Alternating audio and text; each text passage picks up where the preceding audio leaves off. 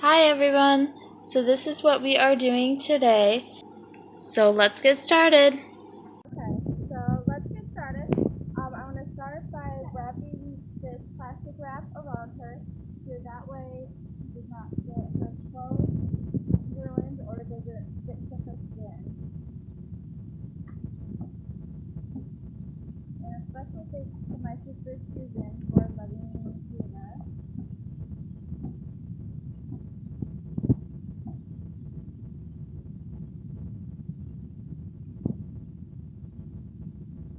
If you have trouble getting it to stick, you can always use tape as well.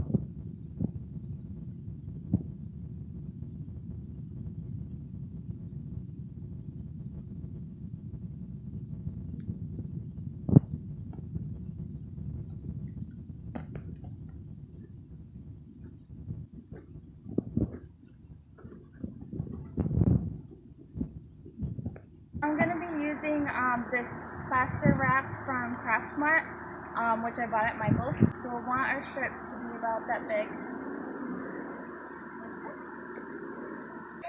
I'm going to get a band. So I'm going to go inside, take care, I'm going to rub on him, it's big.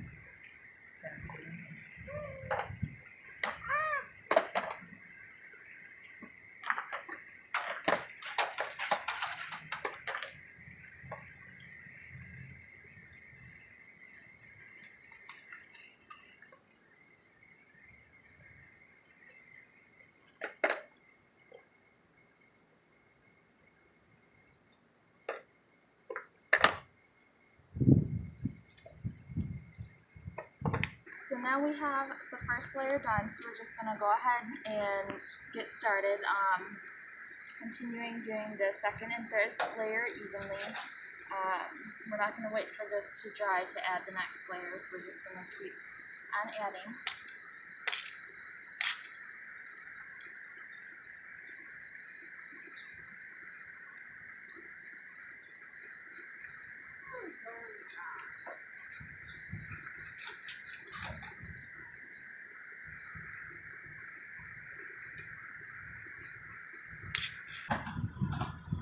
Alright, Jesus, why couldn't I have just been at camp? almost done here with this third layer.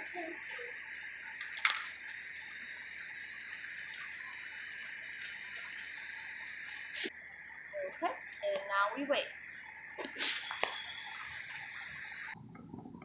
Okay, it's feeling pretty solid. We've waited about 20 minutes. You could even wait a half an hour to be sure. As long as it's solid, feel free to go ahead and remove it. And then you can let it dry on its own. Go ahead and let that dry. And I'll go ahead and let that dry overnight. Start by cutting out a pattern. And I cut just a jagged hole in the middle. So to do this, I'm using my X-Acto knife, and it's turning out looking kind of like a shiny star. So now in this step, I'm going to do as I did before when I was plastering my sister with this gauze.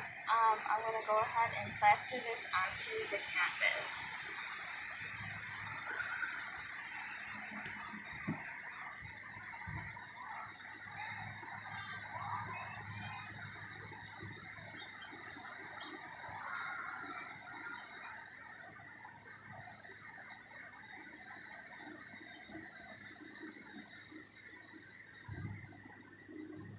And some of the areas here, we've got a large gap. I'm going to go ahead and use cardstock just to fill in that space, and then I'm going to go ahead and plaster right on over that. You can even use tape if you'd like to hold it in place while you plaster over.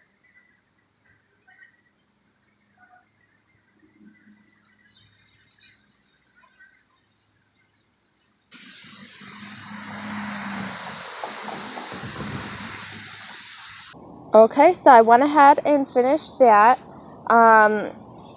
make sure when you do this as well that you wrap all the way around this wooden frame of your canvas. I made sure to do multiple layers horizontally and vertically, crisscrossing each other just to add more strength. And you always want to make sure you secure it well onto your original plaster piece. If you're having trouble getting it to secure well, you can dampen the original hardened plaster piece and then like with a wet cloth or something, and then go ahead and plaster over that. So now I can just go ahead and let this dry. I'm going to go ahead and use Great Stuff to fill in the inside with the spray foam. That way it's a little bit more sturdier. I don't want to add too much at once. I don't want to fill up the whole thing. I'll probably fill up half today and the other half tomorrow. Do also note that this stuff doubles in size. So we just want to do kind of a relatively small layer today. And always make sure you shake it very well. Shake it for about a minute before you use it.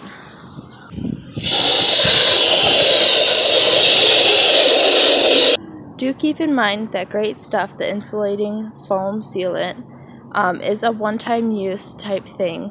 So use as much as you can out of the bottle. And then if we have to add more tomorrow, once that dries, we'll have to use a new can. So then I'm going to go ahead and break this apart a little bit because I don't want it quite as star-shaped. I just want it a little jagged. Okay. And then what I will also do during this step is I will staple around the edges here to secure all of this plaster onto here. That way it doesn't fall off. So I might even staple here, here, and even on the back side, all the way around. To do this, I'm just going to open up a regular stapler and use that.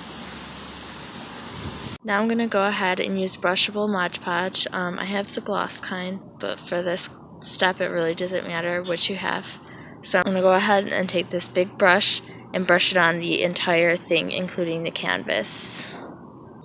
Putting it on thickly will help get rid of the texture of the gauze itself and will help protect it, and will also make painting a lot easier so you won't have to use as much paint. So now I'm going to go ahead and let this dry for a few hours. Okay, y'all, as you can see, I did not follow my own advice and I filled it up too much with this foam and I didn't leave room for it to double. So it came out the bottom and also on the back. You can see that it's bulging out quite a bit. But that's okay. I'm going to go ahead and take an X-Acto knife and cut this bottom portion off.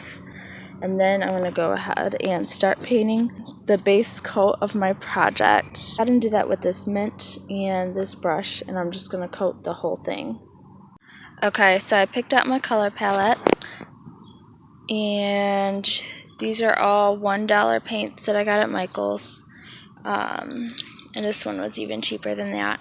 But what I'm going to go ahead and do is pour them each into a cup and add some water so that way they're thinned out a little bit, because what we're going to be doing is a paint pour. Okay, so I stirred up all of those and mixed them in with water. So I'm going to go ahead and start the paint pour. So I chose the mint green for my first color. So I'm going to go ahead and pour that. And I think I need to add more water to that one because it's not moving as fast as I would like it to.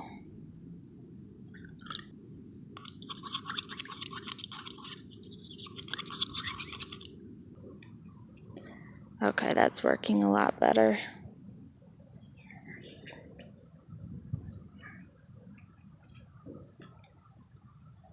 So now I'm going to start with the next color. For that one, I think I'm going to choose silver.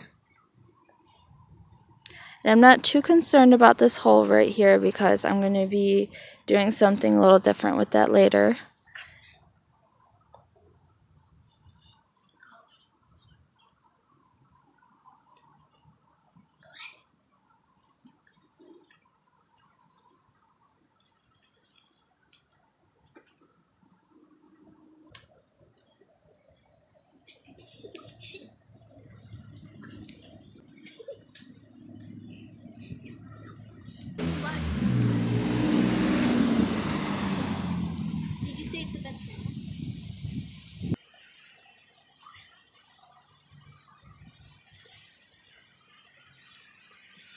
Now I have one color left, and that is my gold.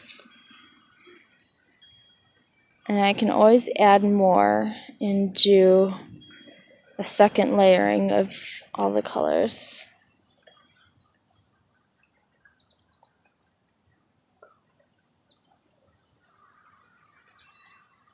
Okay, so I'm fairly happy with that. I'm going to go ahead and tilt it a little bit to move around some of the stagnant paint right here. Yay!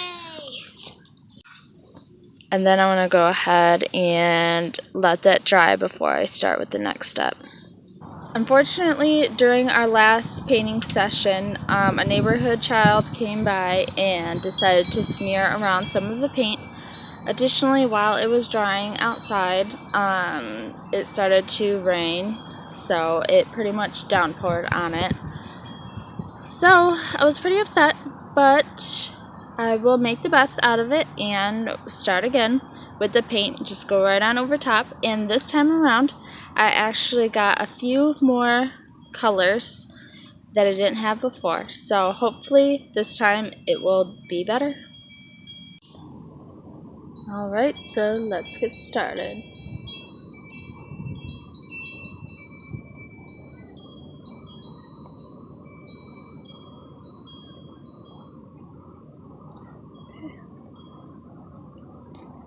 And I'm kind of just picking these colors at random, to be honest.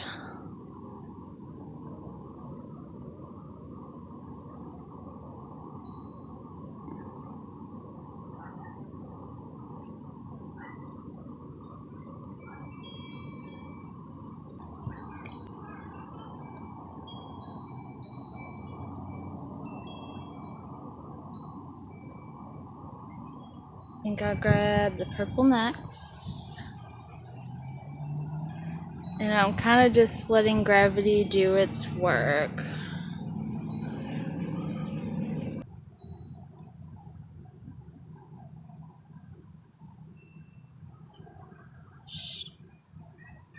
Alright, so we have two colors left. I think I will do this mint, and then we've got our pink.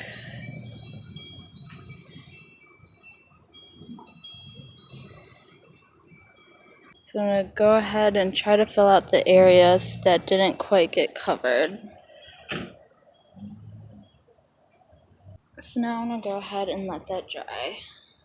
Alright, you guys, I am so excited how this turned out, and I have a little bit of a surprise. There was a moth and a couple other bugs that flew into it. I picked those other ones out, but I definitely love that moth there. I definitely think it's beautiful, and I am keeping him, so that's a good surprise there.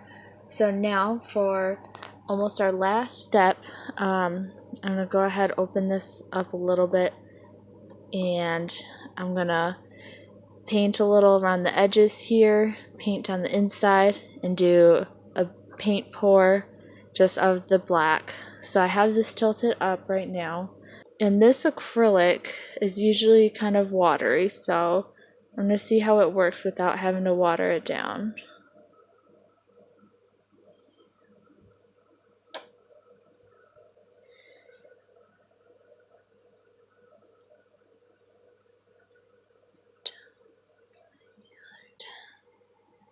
So I'm not sure I like how that's just one big blob versus I was envisioning just a couple little lines coming down, but that's okay. Let me add a little bit more here.